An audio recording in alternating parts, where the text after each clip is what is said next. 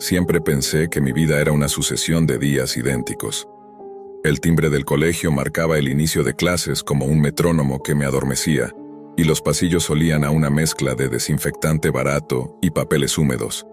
Yo era invisible, el chico que nadie recordaba al terminar el año escolar, salvo por un par de compañeros igual de inadaptados que yo. Ellos, mis únicos amigos, eran los que pasaban las horas hablando de conspiraciones, foros prohibidos y lugares de internet a los que, según ellos, la mayoría de la gente jamás tendría acceso. Me hablaban de la Deep Web con un brillo en los ojos, como si estuvieran describiendo un mundo paralelo. Yo escuchaba, curioso, pero con una incomodidad que no quería admitir.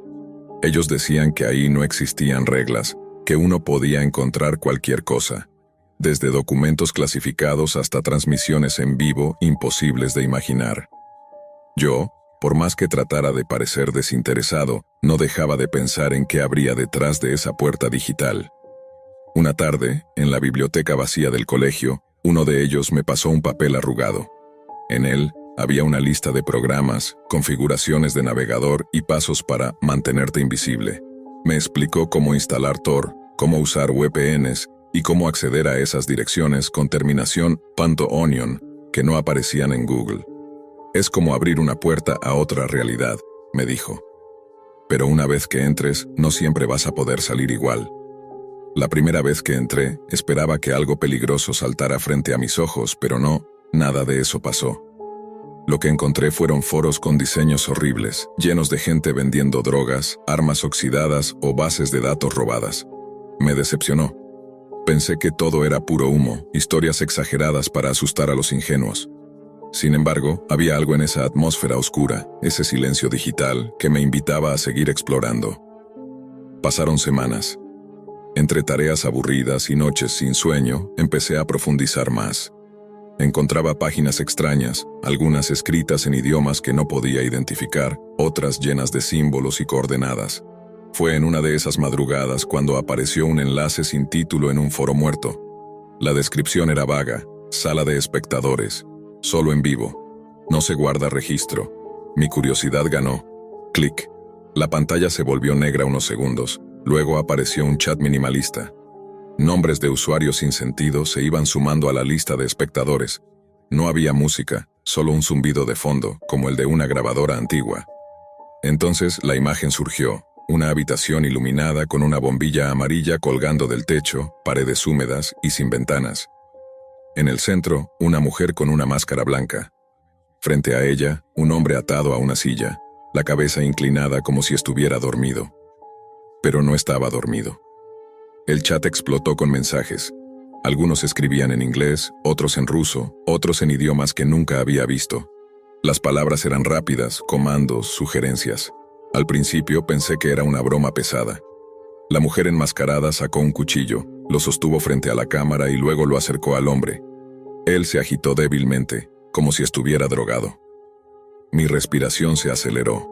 No podía apartar la vista. El chat se llenaba de ideas cada vez más sádicas. Yo no escribí nada, solo miraba. La primera herida me hizo apartar la mirada, pero volví a verla segundos después. Sentí asco, repulsión y, sin embargo, algo en mí quería seguir observando. Los minutos se convirtieron en una eternidad. Los usuarios pedían más y ella obedecía con una calma perturbadora.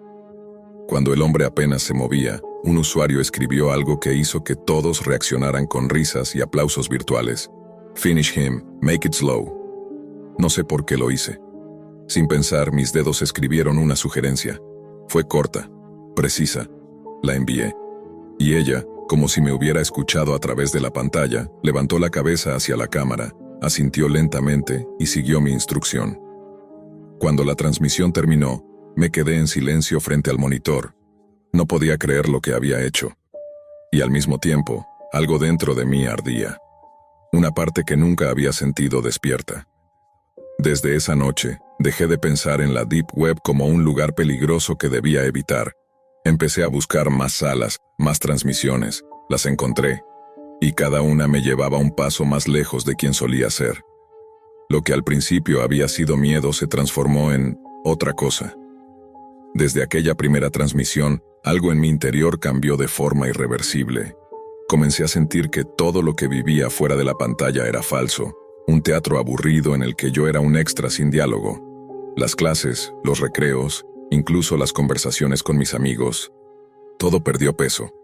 Solo esperaba la noche, cuando podía cerrar la puerta de mi habitación, apagar las luces y adentrarme de nuevo en ese universo oculto.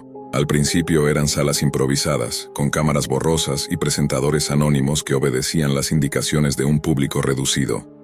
Pero a medida que exploraba, aprendí a moverme mejor. Empecé a reconocer a ciertos usuarios, sus nombres repetidos en los chats, y ellos también parecían reconocerme. Incluso algunos me enviaban invitaciones privadas a eventos especiales, más exclusivos y más brutales. Hubo una transmisión en particular que me marcó. No había víctima, no al menos al inicio. La cámara mostraba un pasillo largo y angosto, con puertas cerradas a cada lado. El chat estaba lleno de apuestas. Todos trataban de adivinar qué habría detrás de cada puerta. Una a una, se fueron abriendo. Algunas mostraban animales encerrados, otras objetos extraños y una mostraba a una persona que, al verme a través de la pantalla, pronunció mi nombre. Lo dijo 2 veces, claro, nítido, como si me conociera. Esa noche no dormí. Revisé 1000 veces mi configuración, convencido de que era imposible que supieran quién era. Pero al día siguiente, en el colegio, sentí miradas que antes no notaba. Caminaba por los pasillos y tenía la sensación de que alguien me seguía. La adicción, sin embargo, era más fuerte que el miedo. Y como toda adicción, necesitaba dosis cada vez mayores. Empecé a buscar no solo las transmisiones, sino también participar de foros donde se planeaban eventos futuros. Allí descubrí que muchos de los actos no eran improvisados, sino meticulosamente organizados. Elegían víctimas, preparaban escenarios y hasta vendían entradas virtuales para quienes quisieran mirar en alta definición. Con el tiempo perdí el interés en lo que la gente de mi edad llamaba vida normal. Mis calificaciones bajaron, me alejé de mis pocos amigos y solo mantenía la fachada mínima para que mis padres no sospecharan. Ellos creían que jugaba videojuegos hasta tarde. No sabían que cada madrugada yo me convertía en parte de un engranaje mucho más oscuro. Los años pasaron y entré a la universidad. Nueva ciudad, nuevos rostros, pero yo seguía arrastrando la misma necesidad. Ahora tenía más libertad, más recursos y una conexión a internet mejor. Lo que antes veía como espectador, comencé a vivirlo de manera más directa. No me limité a mirar. Participé en la planificación, aporté ideas, ayudé a reclutar. Cada vez que la cámara se encendía y veía a la víctima, sentía esa chispa inicial multiplicada por 1000. Entonces, un día, recibí un mensaje diferente. No era una invitación a una transmisión cualquiera. Era una dirección física. En la pantalla solo había una frase. Es hora de que lo veas con tus propios ojos. Al principio dudé. No era como conectarse desde mi habitación. Ir allí implicaba cruzar una línea definitiva. Pero la curiosidad y el deseo fueron más fuertes. La noche indicada tomé un autobús hasta las afueras de la ciudad. La dirección me llevó a un almacén abandonado. La puerta estaba entreabierta y al entrar, un pasillo mal iluminado me condujo hasta una sala. Allí estaba la mujer de la máscara blanca. La reconocí al instante. Frente a ella, otra persona estaba atada. La escena era idéntica a aquella primera vez, salvo por un detalle. Había una cámara apuntando hacia mí. Ella se acercó, me entregó un cuchillo y susurró: «Hoy tú eres el protagonista». El chat apareció proyectado en una pantalla gigante. Nombres conocidos y desconocidos escribiendo frenéticamente, pidiendo que comenzara. Mis manos sudaban, mi corazón se aceleraba. Y sin darme cuenta sonreí. En ese momento, entendí que ya no había vuelta atrás. La rutina gris de mi adolescencia estaba tan lejos que parecía un sueño ajeno. Esto, lo que tenía frente a mí, era mi verdadera vida. Y con el primer movimiento del cuchillo, el chat explotó en aplausos virtuales. Nunca regresé a la universidad. Desde entonces no he sido un espectador más, sino parte del espectáculo. Ahora, cuando la bombilla amarilla ilumina una nueva víctima y la cámara enciende su luz roja, sé que al otro lado miles de ojos me observan. Y me siento vivo. El aire en la habitación estaba denso, cargado de ese olor metálico de los cables viejos y el calor que despedía su laptop. Manuel se recostó en la silla giratoria, moviendo los dedos con agilidad casi automática sobre el teclado, como quien lleva años repitiendo los mismos movimientos hasta convertirlos en un reflejo. No era un principiante, y mucho menos un aficionado. A sus 20 años, había ganado suficiente dinero hackeando cuentas de bancos pequeños y correos corporativos como para pagarse un departamento y una computadora de ensueño. Y sin embargo, estaba aburrido, vacío. No había emoción en hackear ya. Todo era predecible. Por eso, cuando Alex, su amigo de la universidad y cómplice ocasional, le escribió un mensaje encriptado sugiriéndole ver lo que realmente asusta, Manuel no dudó en preguntar: ¿qué es? Alex respondió con un simple enlace a un tutorial y una frase que parecía escrita para sembrar intriga: no es para todos, pero si entras, no hay vuelta atrás. En pocas horas, Manuel tenía su sistema preparado: Tor, Tails y una cadena de proxies que incluso él consideraba excesiva. La pantalla se tiñó de esa interfaz anticuada y torpe de la Dark Web: fondo negro, letras verdes, menús casi incomprensibles. Recorrió directorios ocultos, páginas de intercambio de criptomonedas, foros saturados de paranoia, armas, drogas, documentos falsos, nada que no hubiera escuchado antes. Hasta que, en una sala de chat primitiva, con apenas una docena de usuarios conectados, un nombre le llamó la atención: Zero Flesh. Sus mensajes eran cortos, casi burlones, pero transmitían una seguridad inquietante. ¿Buscas algo distinto?, le escribió. Manuel, confiado, respondió con un depende.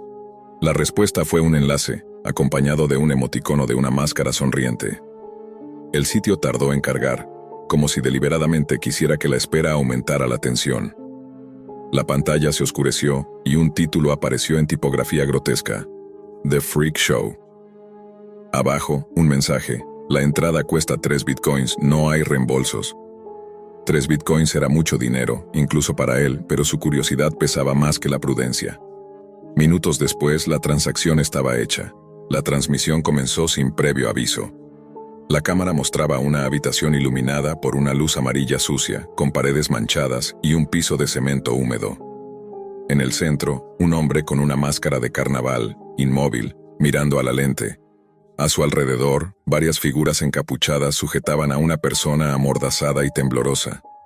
Un chat en vivo, a un lado de la pantalla, se llenaba de mensajes de otros espectadores anónimos, escribiendo sugerencias, y las sugerencias no eran juegos. Primero, alguien pidió que el hombre hiciera sangrar a la víctima. Manuel tragó saliva. Observó incrédulo cómo el enmascarado obedecía con precisión casi quirúrgica. No hubo música, ni efectos, solo el sonido crudo del acto. El chat se encendió de euforia. Manuel quiso cerrar la ventana, pero al intentar salir, un mensaje apareció en letras rojas: ¿por qué tan pronto? Apenas comienza. Sintió un escalofrío, pero no contestó. Movió el cursor hacia el icono de cerrar y la pantalla parpadeó, volviendo a mostrar el video. Ahora la víctima lloraba, y el chat pedía cosas peores. Entre los nombres de usuario vio uno que no estaba antes: Manuel Torres. La sangre le heló en las venas. El texto que siguió le hizo olvidar cómo respirar: quédate, Manuel, sabemos dónde vives. Y luego, como para destruir cualquier duda, en el chat comenzaron a aparecer datos: su dirección exacta, el nombre de sus padres, su número de teléfono. Manuel apartó las manos del teclado como si éste quemara. El enmascarado en la transmisión dejó de mirar a la víctima y giró lentamente hacia la cámara. Luego alzó la mano, apuntando con un dedo, y el dedo señalaba directamente hacia él. El corazón de Manuel latía tan fuerte que podía escucharlo en sus oídos, como un tambor sordo que no coincidía con el silencio opresivo de su habitación. La pantalla seguía fija en el enmascarado, que no apartaba su dedo acusador. La cámara, en un movimiento que parecía improvisado pero que él intuía calculado, hizo un leve zoom in sobre la máscara. Los ojos detrás de los agujeros parecían vacíos, pero había una luz allí. Una chispa antinatural, como si alguien, en algún lugar, estuviera disfrutando de su miedo. Manuel intentó desconectar el cable de internet. Lo arrancó de cuajo, pero la transmisión seguía en pantalla. No había barra de carga, no había buffering. Era como si la señal viniera de otro lugar, no de la red que él conocía. Se levantó bruscamente, y en ese momento, un sonido metálico resonó en sus auriculares. Un golpeteo, rítmico, como si alguien estuviera golpeando una tubería. 1, 2, 3, pausa, y otra vez. Giró la cabeza mirando hacia su ventana. Nada. La calle estaba vacía. Volvió la vista al monitor y el chat estaba completamente diferente. Ya no eran decenas de usuarios. Solo había un mensaje que se repetía, línea tras línea: no corras. Escucha. De pronto, entre el eco metálico de sus auriculares, se filtró una voz distorsionada. Manuel, estás conectado a algo más que la dark web. Su piel se erizó entera. El enmascarado ahora no estaba solo en el plano. Una segunda figura había aparecido, vestida de negro, con un saco lleno de bultos colgando del hombro. Lo dejó caer al suelo y con una lentitud enfermiza comenzó a abrirlo. Lo que asomó primero fue un brazo, humano, pálido, sin vida. El chat, que hasta entonces estaba congelado en el mismo mensaje, comenzó a llenarse con frases nuevas, todas de distintos usuarios, pero con el mismo patrón. Tu turno se acerca. Ellos ya están afuera. No mires por la ventana. Ese último mensaje lo hizo precisamente mirar. Y allí estaba, en el edificio de enfrente, en una ventana del cuarto piso, una silueta inmóvil, apenas iluminada por el reflejo de su propia pantalla. La figura levantó la mano y con la misma exactitud que en el video, apuntó hacia él. En ese instante la pantalla de Manuel se dividió en dos transmisiones simultáneas. A la izquierda, el Freak Show, con el enmascarado y su macabro ayudante. A la derecha, una imagen en tiempo real de su habitación, con él sentado frente al monitor. Se levantó de golpe, pero en la transmisión, su imagen se quedó sentada, inmóvil, sonriendo. Manuel retrocedió hasta chocar con la pared, sin apartar la vista de la pantalla. La versión de él que aparecía en la transmisión no dejaba de sonreír, con esa mueca imposible que tensaba demasiado la piel de su cara. El brillo en sus ojos era antinatural, como si estuvieran iluminados desde dentro. Intentó apagar el monitor, pero este se encendió de inmediato, mostrando ahora una sola imagen. Un pasillo oscuro, iluminado por una luz intermitente al fondo. Los pasos comenzaron a sonar cada vez más cerca, reverberando con eco metálico. No eran pasos rápidos, eran lentos, seguros, como quien sabe que su presa no puede escapar. De repente, la cámara giró y mostró la puerta de su habitación, su puerta, desde el mismo ángulo que tendría si alguien estuviera parado justo afuera. Manuel sintió un vértigo brutal, no podía moverse. El chat volvió a aparecer, pero ahora no eran usuarios. Cada línea mostraba su propia voz escrita, mensajes que él nunca había escrito. Estoy listo. Déjenme entrar. No tardarán en encontrarme. Un golpe seco resonó en la puerta tan fuerte que los marcos vibraron. Una vez. Silencio. 2 veces. El picaporte comenzó a girar lentamente, y el aire de la habitación se volvió pesado, denso, difícil de respirar. En la pantalla, el enmascarado apareció otra vez, ahora más cerca de la cámara que nunca, ocupando todo el cuadro. La máscara tenía grietas y en esas grietas, carne real, como si no fuera un accesorio, sino parte de su rostro. Ya estamos dentro, susurró la voz distorsionada. La luz de la habitación parpadeó. Cuando volvió, Manuel no estaba solo. Había una figura detrás de él en el reflejo del monitor, alta, delgada, y con una máscara idéntica a la del video. Sintió un aliento frío en su oído, mientras sus manos temblaban inútilmente sobre el teclado. El golpe final no fue en la puerta, sino en su propia cabeza, un apagón. La oscuridad lo cubrió todo. Cuando recuperó la conciencia, estaba en un espacio cerrado, iluminado solo por un foco amarillento. Frente a él, el enmascarado lo observaba. Detrás, un chat se movía frenéticamente con mensajes de desconocidos que comentaban su entrada al espectáculo. Entendió en ese instante lo que The Freak Show realmente era. Un catálogo interminable de transmisiones en vivo, donde cada espectador potencial podía convertirse en la siguiente función. Y ahora, él era la función. La cámara frente a su rostro se encendió con un clic seco. El enmascarado dio un paso hacia él, inclinándose hasta que su aliento fétido le quemó la piel. Saluda, Manuel. La transmisión comenzó, y en algún lugar del mundo, decenas de personas escribían sugerencias para decidir cómo terminaría el show esa noche. No hubo salida, nunca la hay. Nunca pensé que la soledad pudiera sentirse como una enfermedad física.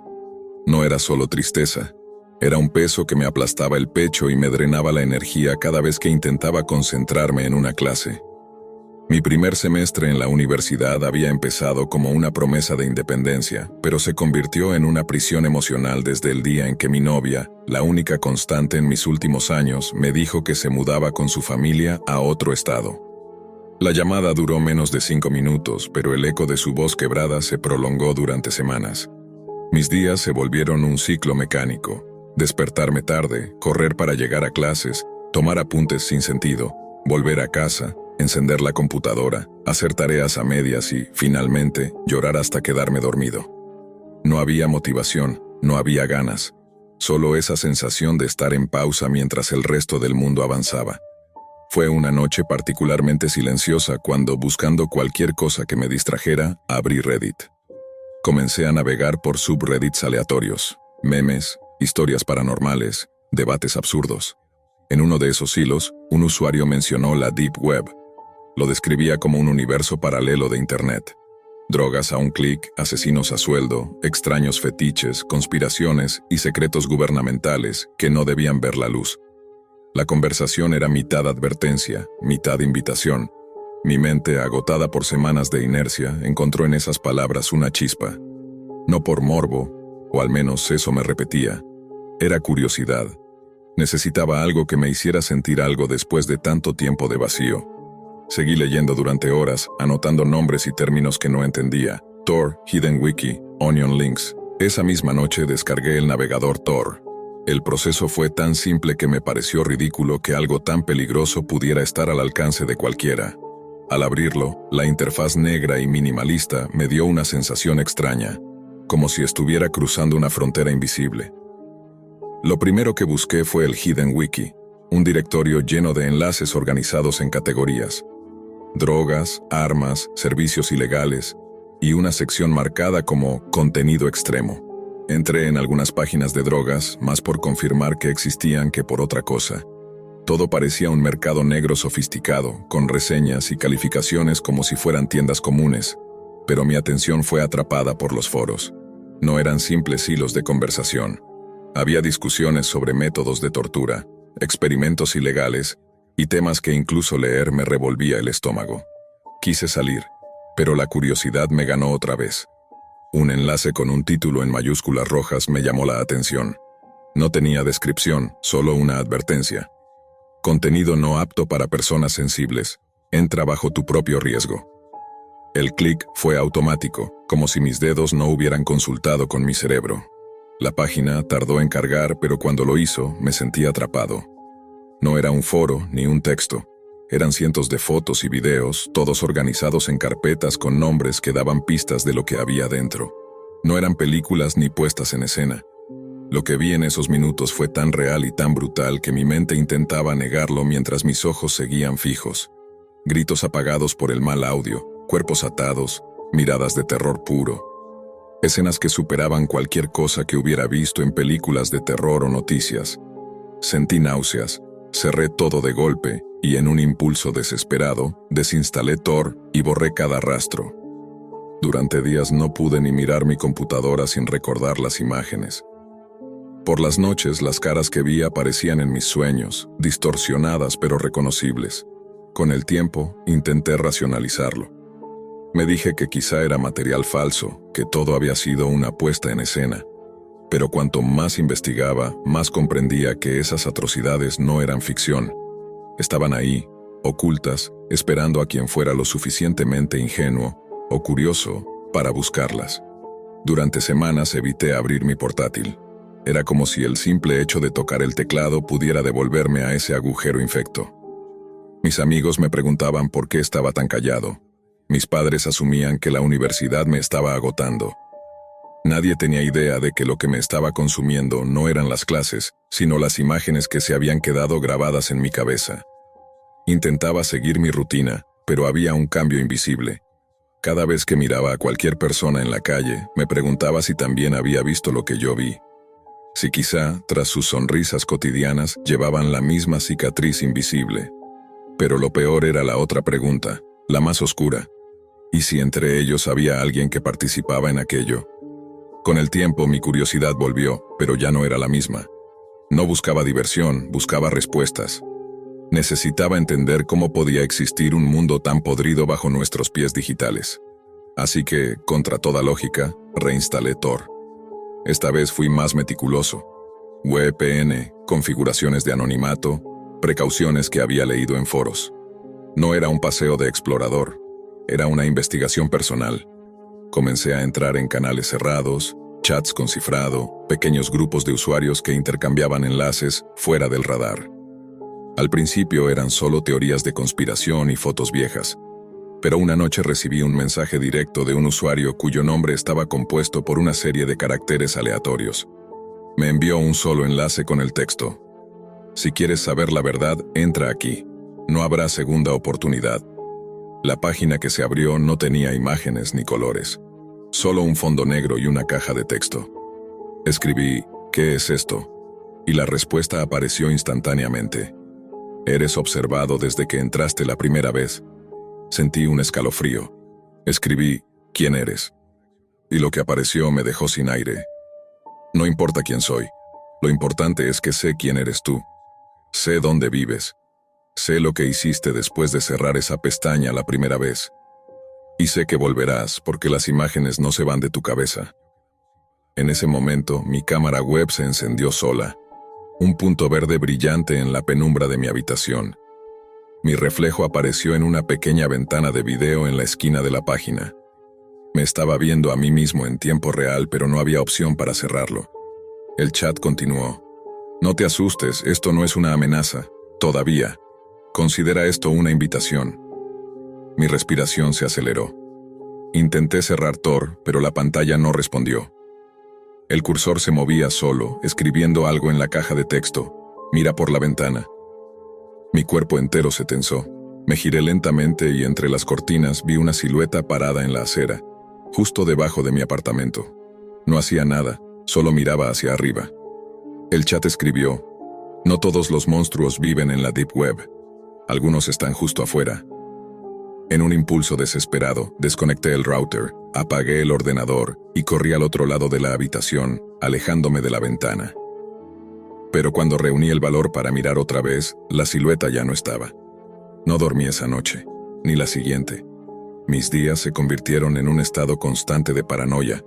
Miradas sobre mi hombro, sombras en lugares donde no deberían estar. Y lo peor era que recibía correos anónimos con capturas de pantalla mías usando la computadora, incluso cuando estaba seguro de que la cámara estaba cubierta. Un mes después, la policía me citó. Querían hablar sobre cierto material encontrado en servidores que, según ellos, había sido descargado desde mi IP. Negué todo, pero sabía que era inútil. Alguien me había arrastrado a ese pozo y me había dejado como carnada. Salí de esa oficina sin saber si era un hombre libre o si solo estaba en un juego que otros controlaban. Hoy escribo esto como advertencia. No hay vuelta atrás una vez que cruzas esa puerta. La Deep Web no solo es un lugar lleno de monstruos, es un espejo que te muestra lo peor de la humanidad y luego te arrastra con ella. Yo entré buscando distraerme de una depresión y terminé con algo mucho peor. Una certeza escalofriante. La persona que estaba bajo mi ventana aquella noche no era un extraño, era alguien que conocía, alguien que sonrió cuando me vio al día siguiente, como si nada hubiera pasado. Y en ese momento supe que todavía me están observando. El verano de 2018 trajo consigo una mezcla de aburrimiento y arrogancia para mí. Durante años, mi vida giró alrededor del código, las brechas de seguridad y la manipulación digital. Había logrado cosas que muchos solo podrían imaginar: controlar semáforos desde la distancia, vaciar cuentas bancarias, acceder a archivos gubernamentales con un par de líneas bien escritas. Mi nombre, en el mundo underground, era sinónimo de respeto y peligro. Pero, a pesar de eso, sentía que nada me desafiaba ya. Fue entonces cuando un viejo contacto, alguien que conocía los recovecos más oscuros de la red, me habló de algo que iba más allá de cualquier hackeo conocido: la Marianas Web. Decían que era un mito, un nivel tan profundo y encriptado de la red que ni siquiera las agencias más poderosas podían tocarlo. Un lugar donde las reglas normales de la realidad y el ciberespacio no aplicaban. Un abismo digital que escondía red rooms, torturas reales y secretos demasiado horribles para ser revelados. La curiosidad me consumió. Durante semanas trabajé en romper capas y capas de seguridad, atravesando capas de cifrados que parecían diseñados para detener a cualquiera, pero yo no era cualquiera. Finalmente, cuando creí estar dentro, una ventana emergente apareció en mi pantalla, granulada y con un solo botón: reproducir. Acepté. El video comenzó mostrando imágenes borrosas y distorsionadas, pero lo que más me heló fue la presencia de Richard, un hombre enmascarado, silencioso, que dejaba ver solo sus ojos. Con calma, fue mostrando fotografías de sus víctimas, cada una exhibiendo señales de torturas elaboradas, creativas y perversas. En la pantalla la atmósfera era opresiva, cargada de maldad. El aire en mi habitación parecía volverse más denso. No pude evitar comentar en el chat que apareció junto al video: «Esto es enfermizo». No esperaba respuesta, pero la hubo. Richard escribió. Y no solo eso, abrió un chat directo conmigo. Me reveló su nombre completo, su dirección, nombres de familiares y conocidos míos, palabras que quemaban con el frío del acero. Sé quién eres, sé dónde estás. No deberías haber entrado aquí. La amenaza fue clara, quería matarme. Antes de poder reaccionar, mi PC se apagó irremediablemente, como si una fuerza invisible hubiese desconectado todo. Traté de encenderlo de nuevo, pero era inútil. Como si me hubiesen cortado el vínculo con el mundo digital. Las semanas siguientes fueron un infierno. Vivía con miedo constante, cada sombra me parecía una amenaza, cada sonido una señal de que algo malo se acercaba. Fue entonces cuando un hombre, con rasgos inexplicables, apareció frente a la puerta de mi casa preguntando por mí. Mi madre, sin darse cuenta del peligro, lo echó sin más. Estoy convencido de que ese hombre era Ricardo. La idea de que pudo haber entrado en mi vida física me aterraba más que cualquier código o amenaza virtual. ¿Qué hubiera pasado si mi madre no hubiese estado? Si esa puerta se hubiera abierto para él. Ahora sé que un error, una curiosidad desmedida, casi me cuesta la vida. La Marianas Web no es solo un mito oscuro, es una realidad que puede alcanzar hasta lo más profundo de nuestra existencia, mucho más allá de la pantalla. Después de aquella visita inesperada, el miedo se instaló en cada rincón de mi vida, pero no podía rendirme. Tenía que entender qué era exactamente lo que había despertado al entrar en la Marianas Web. Por más que trataba de apagar la paranoia, sentía que algo me observaba desde la sombra, invisible pero real. Mis noches se volvieron pesadillas vivientes. A veces, al encender mi computadora, la que logré reparar con piezas improvisadas, aparecían archivos nuevos, sin nombre ni extensión clara. Al abrirlos, solo había imágenes distorsionadas, voces susurrantes y símbolos crípticos que parecían invitarme a descifrar un mensaje oculto. Pero también había algo más. En algunas fotos, entre las sombras, podía distinguir figuras humanas, siempre observándome, acechándome. La ventana a la Marianas Web no era solo un portal digital, era una grieta que había roto la barrera entre el mundo virtual y el real. Cada vez que intentaba buscar ayuda, las redes sociales y los foros en los que intentaba contar mi historia parecían borrar mis mensajes, como si alguien o algo controlara la información, asegurándose de que nadie creyera en lo que estaba viviendo. Una noche, cuando el reloj marcaba las 3:33, mi teléfono vibró con un mensaje de un número desconocido. Era una foto. En ella estaba mi casa, tomada desde la calle. Sin duda, alguien había estado vigilándome. No me quedó otra que cerrar todas las cortinas y asegurar las puertas con lo que encontré a mano. Pero incluso así, sentía que alguien respiraba en la oscuridad del jardín. Las semanas siguientes, cada vez que abría el portátil, aparecía un nuevo video.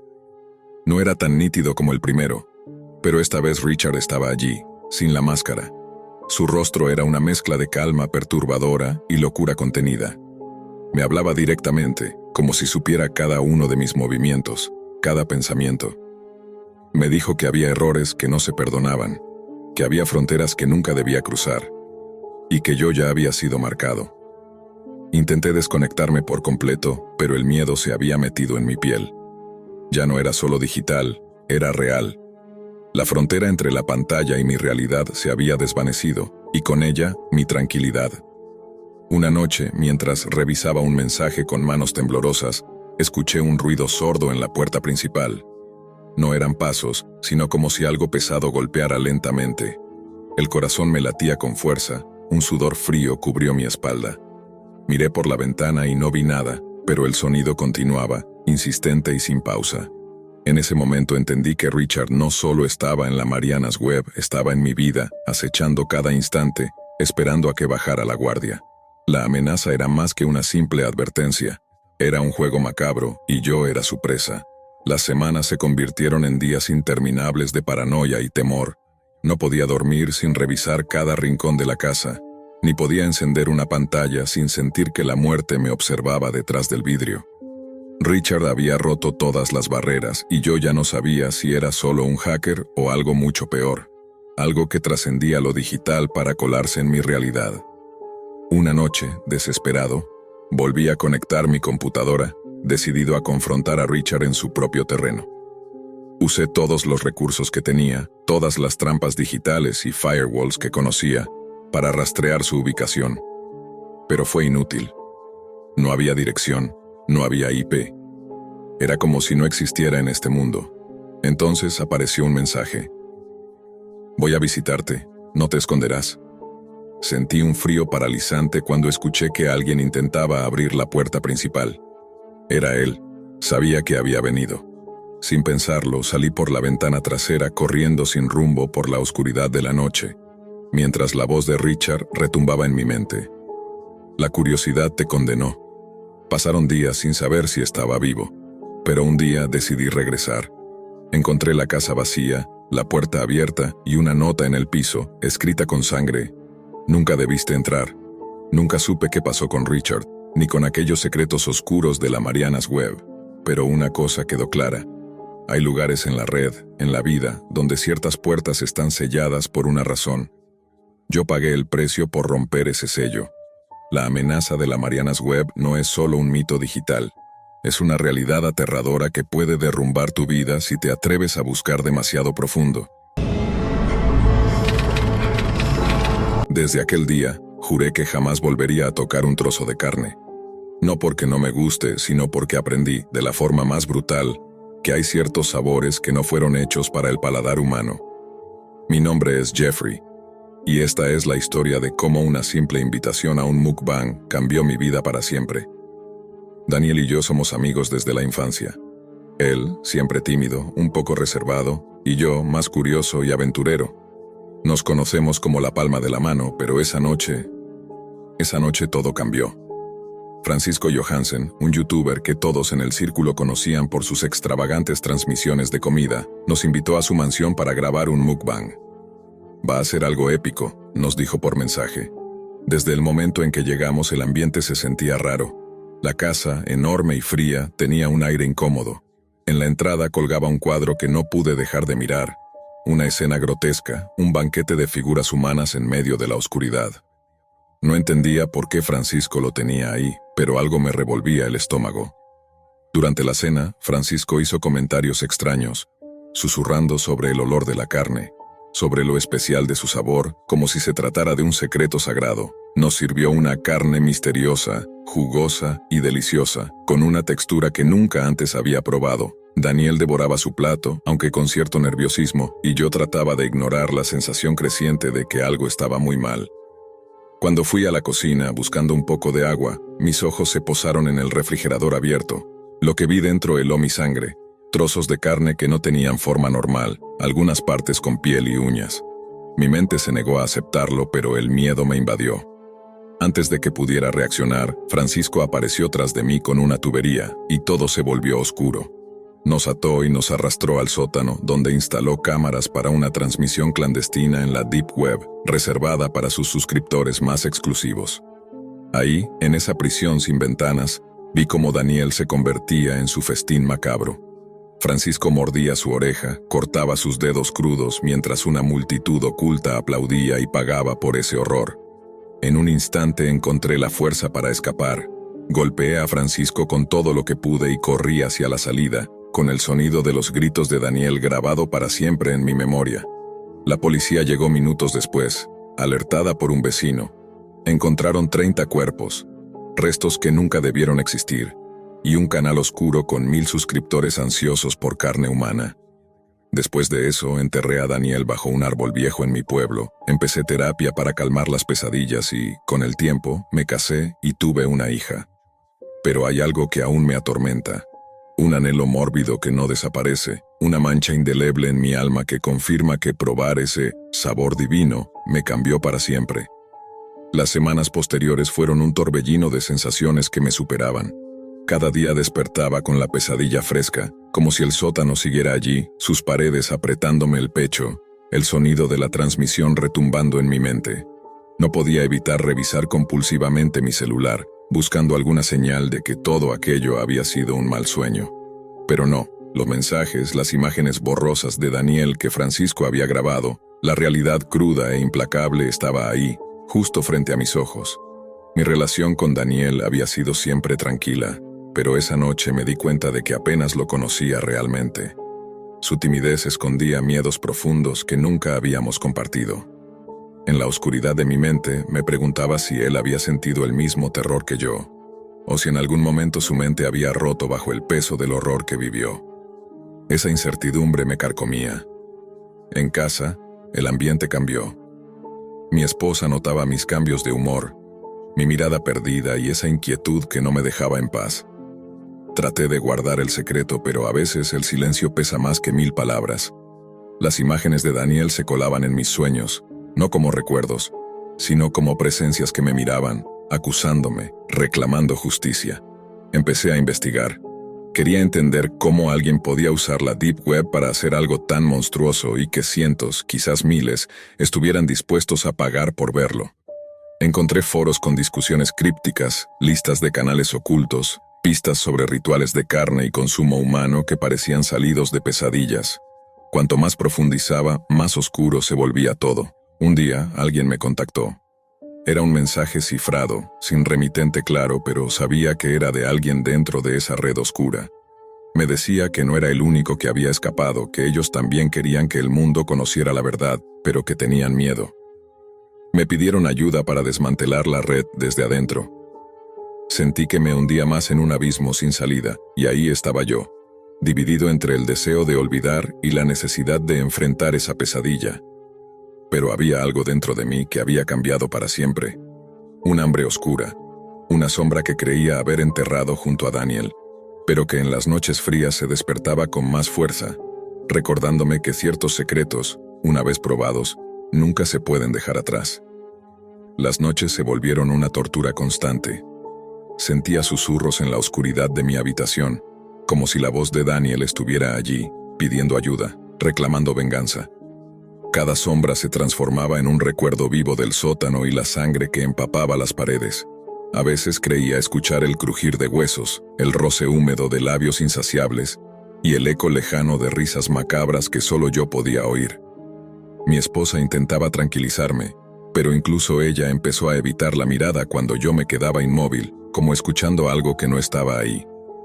La paranoia se apoderó de mí.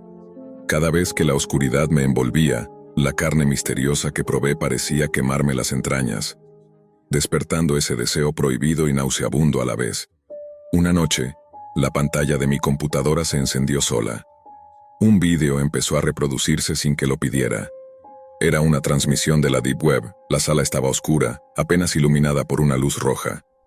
Allí, en el centro, estaba Francisco, con una sonrisa sádica, mostrando nuevos trozos humanos, fresco, crudo. Pero lo más aterrador fue que, en un rincón, reconocí a una figura temblorosa. Era alguien que creía muerto, Daniel. El vídeo no estaba grabado tiempo atrás, sino en vivo. Daniel estaba vivo, sometido, condenado a ese festín perpetuo. La voz de Francisco resonaba con crueldad. El sabor de lo prohibido es un placer que pocos conocen, y tú, Jeffrey, estás a punto de unirte. Mi corazón se congeló. La desesperación y el terror me arrebataron toda esperanza. Supe que no era solo un espectador, sino un objetivo. Y entonces, la pantalla se apagó. Supe que tenía que actuar rápido. Llamé a la policía y les envié todo lo que tenía, pero esta vez, más que nunca, sentí que esa red oscura se cerraba sobre mí, que esas sombras se acercaban para reclamarme como parte de su mundo. Pasaron semanas, y a pesar de la ayuda, la red siguió funcionando, como un monstruo imposible de detener. Mis anhelos enfermizos por la carne humana se hacían más intensos, como si esa carne misteriosa hubiera dejado un veneno en mi sangre, un eco eterno de aquel horror. El final de todo esto no fue la justicia ni la paz. Fue la lucha constante con la oscuridad dentro de mí, con esa hambre que no se puede saciar, con la certeza de que hay secretos que, una vez descubiertos, te condenan a vivir en una pesadilla sin fin. Y así, mientras enterraba a Daniel, enterraba también una parte de mi alma, porque ahora sé que la línea entre víctima y monstruo es tan delgada como un bocado, y yo crucé esa línea para siempre. Nathan tenía 26 años y siempre fue un apasionado del Internet. Desde pequeño, los recovecos más ocultos de la red lo fascinaban, aunque también le generaban un temor inexplicable. La Deep Web, esa parte invisible para la mayoría, era para él un misterio insondable que, finalmente, decidió enfrentar. Movido por la curiosidad y una mezcla de valentía y imprudencia, se propuso atravesar sus capas, un túnel digital cada vez más oscuro y peligroso. Su aventura comenzó en el nivel 3, un lugar donde la ilegalidad se exhibía sin vergüenza. Mercados negros repletos de armas, drogas y todo tipo de objetos prohibidos circulaban con facilidad. Pero lo que más perturbó a Nathan fue la existencia de las llamadas Red Rooms, espacios en los que se transmitían en vivo actos de violencia extrema. En una de esas transmisiones, pudo participar votando si una víctima debía ser salvada o no. Su voto, desesperado y repleto de impotencia, no sirvió para nada. El destino cruel de esa persona quedó sellado ante sus ojos.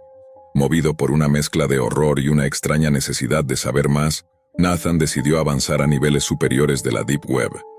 A medida que se adentraba, encontró información clasificada, secretos militares y documentos que jamás debieron salir a la luz. Pero entonces, justo cuando parecía estar cerca de descubrir algo verdaderamente prohibido, su computadora se reinició de manera súbita. Al encenderla, una pantalla negra apareció con un mensaje ominoso. No vuelvas a entrar o pagarás las consecuencias. Intentó varias veces reactivar el sistema y retomar su exploración, pero el resultado fue el mismo. Su PC se reiniciaba y datos importantes se borraban sin razón aparente, como si alguien vigilara y controlara cada movimiento. La sensación de ser observado comenzó a crecer y entonces la realidad fue aún más aterradora. Un día, al regresar a su casa, encontró un sobre dirigido a su nombre.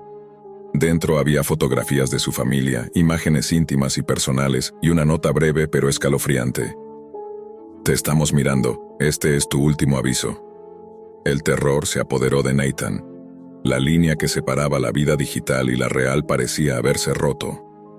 Una noche, cuando creía estar solo, un hombre encapuchado irrumpió en su apartamento. Sin mediar palabra, lo atacó con una jeringa que contenía algo que Nathan no pudo identificar. Luego, con manos expertas y frías, arrancó componentes de su computadora, como si buscaran algo específico. La escena fue un brutal recordatorio de que había cruzado un límite invisible y peligroso. Herido y atemorizado, Nathan tomó la decisión más drástica: cambiar de ciudad y desaparecer de la red oscura que había explorado. Nunca volvió a la Deep Web, y aunque evitó contar su experiencia, sabía en su interior que la suerte había sido lo único que lo salvó de un destino mucho peor. Después del ataque, Nathan apenas podía dormir. Cada ruido en la oscuridad parecía un presagio, y la paranoia se apoderaba de cada instante. Se sentía atrapado, no solo por el miedo a lo desconocido, sino porque algo dentro de él sabía que ese veto impuesto por la Deep Web no era solo una amenaza virtual, sino algo real, tangible y mortal. No era solo la red, sino quienes estaban detrás de ella, vigilando, controlando, cazando. En la nueva ciudad, Nathan intentó rehacer su vida, lejos de cualquier computadora o conexión a Internet. Pero la sombra de aquel mundo oscuro no desaparecía. Recibió mensajes en su teléfono sin remitente, sonidos extraños en las llamadas, y una vez, un video corto que mostraba su apartamento anterior, vacío pero grabado con una cámara oculta. Un día, mientras caminaba sin rumbo, notó un detalle aterrador. Un hombre encapuchado en una cafetería cercana lo observaba fijamente. Cuando Nathan se dio cuenta, La figura desapareció en la multitud, pero el mensaje era claro. No había escapatoria. La realidad se volvió una mezcla de pesadilla y obsesión. Nathan comprendió que la Deep Web no era solo una red, sino una prisión digital. El veto no era solo un castigo, sino una marca, y aquellos que rompían las reglas terminaban siendo piezas de un juego sin reglas. Una noche, decidió enfrentarlo. Con un equipo básico logró rastrear una señal. Alguien lo estaba siguiendo, manipulando sus dispositivos desde un lugar desconocido. Pero al intentar localizar el origen, su sistema se colapsó por completo. En la pantalla apareció un único mensaje, simple y cruel. Este es el fin. Tu curiosidad te ha condenado. Fue entonces cuando sintió un pinchazo en el cuello, frío y repentino. Todo se oscureció. Nathan despertó en un lugar que no reconocía. La luz era tenue, y el aire olía a humedad y tecnología antigua. Estaba encadenado a una silla, con una computadora delante de él. En la pantalla apareció una cuenta regresiva, y una cámara mostraba a una persona similar a él, pero con los ojos vacíos y sin vida. El hombre encapuchado reapareció, y con voz firme le explicó que la Deep Web no era solo un lugar, sino una entidad viva que seleccionaba a sus curiosos. Cada nivel era una prueba, y quienes eran atrapados se convertían en parte de su red, atrapados en transmisiones eternas, sus mentes usadas para alimentar la oscuridad. La cuenta regresiva llegó a 0. La cámara mostró el rostro de Nathan en vivo, pero ya no era Nathan. Era una marioneta digital, una víctima más de la Deep Web. En ese momento, la transmisión se cortó y la sala quedó en silencio. Nathan, o lo que quedaba de él, se había convertido en un veto. Alguien condenado a existir atrapado, condenado a ser visto pero nunca liberado, parte eterna del oscuro tejido de la Deep Web. Desde que tengo memoria, mi prima siempre fue una sombra de sí misma. Una chica que se escondía tras un velo de inseguridades, producto de años de burlas crueles que le hicieron odiar cada curva, cada línea de su cuerpo. Su reflejo en el espejo no era más que un enemigo implacable que le susurraba que nunca sería suficiente. Por eso, cuando un día sus amigos le hablaron de la Deep Web como un lugar donde todo podía ser posible, una chispa de esperanza, mezclada con desesperación, prendió en sus ojos. Lo que comenzó como una simple curiosidad, un juego entre jóvenes buscando emociones fuertes, se tornó en algo mucho más oscuro cuando toparon con ese anuncio. Cirugías estéticas gratuitas, la figura que siempre soñaste, sin riesgos, sin papeles, sin preguntas. Prometían que el material extraído sería vendido para costear los gastos, y aunque parecía grotesco, parecía una oportunidad para mi prima. Ella, que llevaba años torturándose, decidió arriesgarlo todo. Le advertí, claro que lo hice. Le rogué que no confiara en esas promesas macabras, que no jugara con su cuerpo ni con su vida en ese submundo de la red. Pero mis palabras cayeron en un muro de ilusiones rotas. Esa misma noche desapareció, y no volvió a ser la misma. Apareció una semana después, más pálida que un cadáver, con los ojos hundidos y la piel tensa sobre cicatrices que parecían heridas de guerra. Su sonrisa se había ido, sustituida por un silencio frío que helaba el aire. Negó estar mal, negaba sentir dolor, negaba haber vivido el infierno que la Deep Web había preparado para ella. Pero las sombras no tardaron en manifestarse. Las infecciones brotaron como ríos de pus invisibles, la debilidad la hizo arrastrarse y su cuerpo comenzó a ceder pieza por pieza. La perfección que prometían no era más que una máscara podrida, un precio que su alma y carne no podrían pagar sin consecuencias. 2 años de lucha con la muerte, 2 años de una agonía silenciosa que consumió su esencia hasta que, finalmente, los órganos le fallaron y el último suspiro se perdió en el viento. Yo quedé con la culpa clavada en el pecho, con la imagen de su rostro transformado por el horror y la desesperación, y con una advertencia que hoy dejo en tus manos.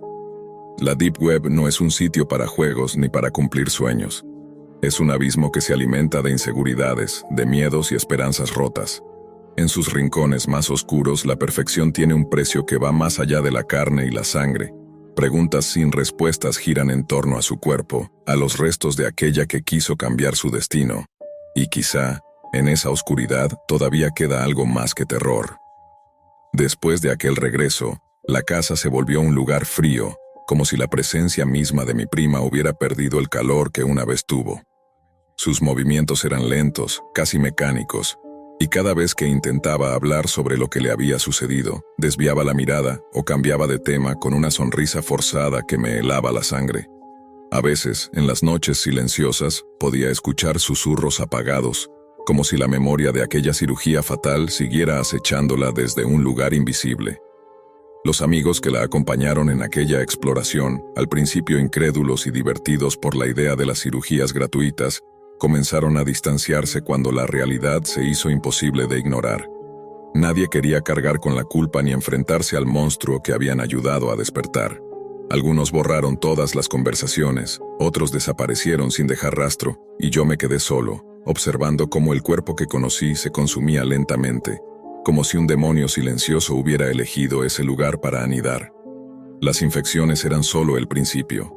La deformidad de su rostro y sus extremidades no dejaban de crecer, no de forma natural, sino como si algo extraño y siniestro se estuviera gestando bajo su piel.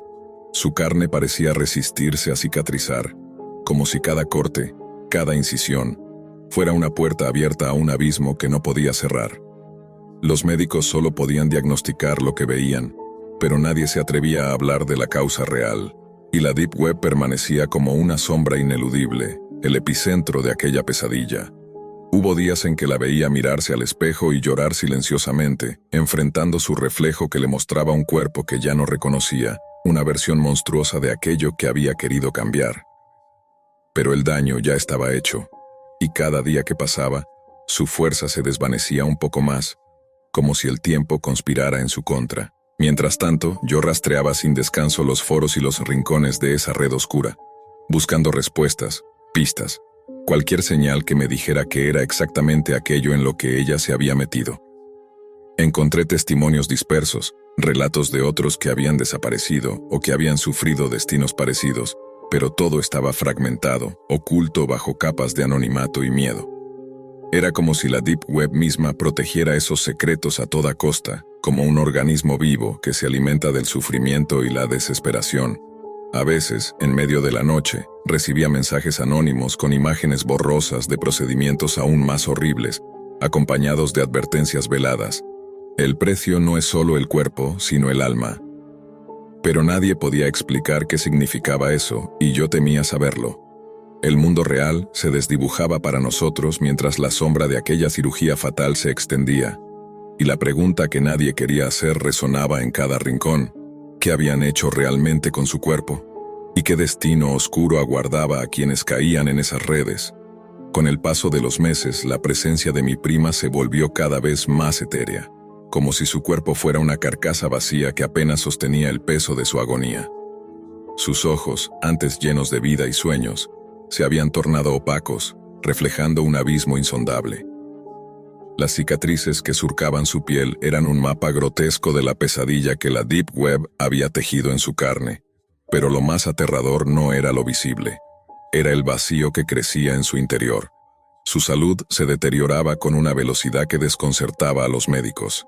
Las infecciones volvían una y otra vez, cada vez más resistentes, como si no solo fueran bacterias normales, sino algo más oscuro, algo casi vivo. No importaba la medicación ni los tratamientos, las heridas se abrían, supuraban y se extendían con una voracidad que desafiaba toda lógica. Las noches se convirtieron en un tormento para todos. Los lamentos ahogados y las súplicas silenciosas llenaban el aire, mientras la esperanza se desvanecía lentamente. Yo me sentaba a su lado, intentando aferrarme a cualquier fragmento de humanidad que quedara en ella, mientras me debatía entre la culpa y la impotencia. Sabía que si hubiera podido detenerla antes, nada de esto habría ocurrido, pero ya era demasiado tarde. Una noche, mientras revisaba en mi computadora antiguos mensajes y archivos que había recuperado de foros ocultos, di con algo que heló mi sangre: un video. Era una grabación clandestina, grabada en una habitación siniestra donde cirujanos encapuchados operaban a alguien sin anestesia. El rostro de la víctima estaba cubierto, pero la brutalidad de la escena era insoportable. Lo más inquietante era que, al final del video, mostraban partes del cuerpo extraído. No solo tejido ni grasa, sino órganos y fragmentos que parecían mutados, deformes, como si algo dentro de esos cuerpos estuviera cambiando. La voz de fondo explicaba con voz fría y metálica que esas cirugías eran parte de un experimento oscuro. El material extraído no solo se vendía, sino que se utilizaba para crear nuevos cuerpos mejorados, sin imperfecciones ni debilidades. Pero el precio era la humanidad misma. Cada persona que pasaba por esas manos era solo un donante para alimentar una red secreta de nuevas formas de vida destinadas a dominar y controlar. Sentí que el aire me faltaba. El horror que hasta entonces había sido una historia personal ahora se extendía a un nivel inimaginable.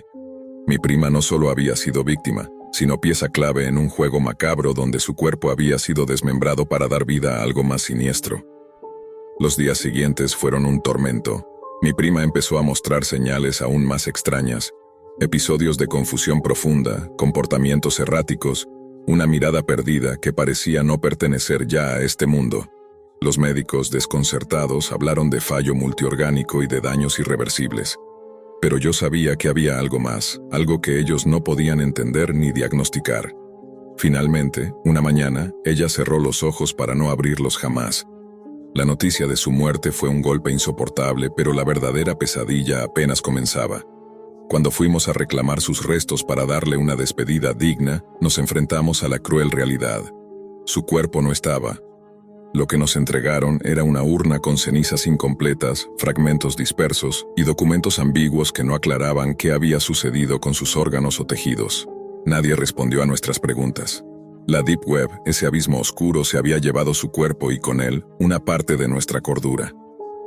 Quedaron solo los ecos de una advertencia que hoy comparto contigo. Los espejismos que prometen perfección en ese mundo oculto son trampas mortales. El precio por la figura ideal no es solo el cuerpo, es la vida misma, y quizás algo que va más allá, algo que consume el alma y deja solo preguntas sin respuesta. El destino de los restos de mi prima permanece en la oscuridad, como muchas otras víctimas de ese infierno invisible. Y yo, que sobreviví a su caída, sé que algunas heridas nunca se cierran, y que la Deep Web es un lugar donde los sueños se pudren y los cuerpos se transforman en monstruos sin nombre.